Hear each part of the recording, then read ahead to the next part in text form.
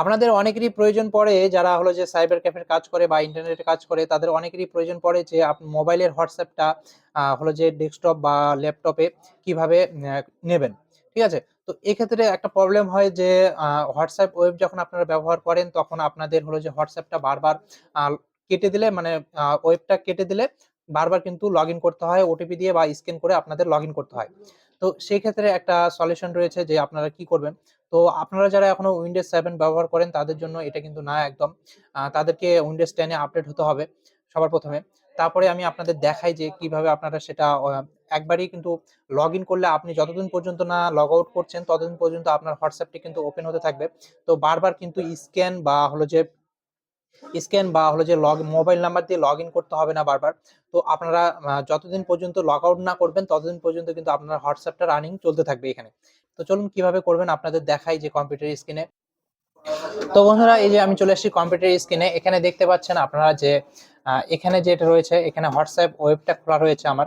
whatsapp.com web.whatsapp.com খোলা রয়েছে। তো এখানে আপনারা যদি আপনাদের WhatsApp থেকে মোবাইল নাম্বারটা স্ক্যান করেন, এই যে এই জায়গাটায় দেখছেন, এই জায়গাটায় স্ক্যান করলে আপনাদের কিন্তু WhatsApp-টা এখানে লগইন হবে। অথবা আপনারা যদি লগইন ফোন নাম্বার দিয়ে লগইন করতে চান তাহলে কিন্তু এখানে লগইন হতে হবে। কিন্তু এটা সমস্যাটা হলো যে বারবার হলো যে আপনারা যখন মানে কেটে দেন, ওয়েবটা কেটে দেন, তখন কিন্তু আপনাদের WhatsApp-টা পুরোটাই লগ আউট হয়ে যায়। ঠিক আছে? WhatsApp-টা পুরোটাই লগ আউট হয়ে যায়। তো এখন হলো যে আমি আপনাদের বলব যতদিন পর্যন্ত আপনারা মোবাইল থেকে লগ আউট করছেন আপনার WhatsApp-টা বা আপনার যে ওয়েব পেজটা রয়েছে সেটা মোবাইল থেকে যতদিন পর্যন্ত না লগ আউট করছেন, ততদিন পর্যন্ত কিন্তু আপনারা WhatsApp যত ডাইরেক্টলি খুলবেন, তত ডাইরেক্টলি কিন্তু হবে। ঠিক আছে? তো এখান থেকে আপনারা দেখতে পাচ্ছেন ডাউনলোড অপশনটা। এই ডাউনলোড অপশনে গিয়ে আপনারা কিন্তু WhatsApp সফটওয়্যারটা যেটা রয়েছে সেটা কিন্তু এখানে ডাউনলোড করে নিতে হবে। ডাউনলোড করে নেওয়ার পরে সেটা ইনস্টল করে নিতে হবে।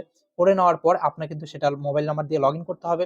তো এখানে আপনারা কিন্তু তাহলে কিন্তু আপনাদের WhatsApp-টা কিন্তু ইজিলি চালু হয়ে যাবে। আর হলো যে আর কখনো কিন্তু লগ আউট হবে না। যতদিন পর্যন্ত আপনি না ইচ্ছাকৃতভাবে লগ আউট করছেন।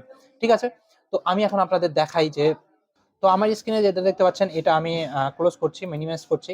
এখান থেকে যে এই যে শর্টকাট WhatsApp শর্টকাট অপশনটা দেখছেন আমার কম্পিউটার স্ক্রিনে, সেই WhatsApp আমি নিচের দিকে টাস্ক বারে রেখেছি এই যে এটা WhatsApp। এখান থেকে ওপেন করলে কিন্তু ডিরেক্টলি এই WhatsApp-টা ওপেন হয়ে যাচ্ছে এখান থেকে।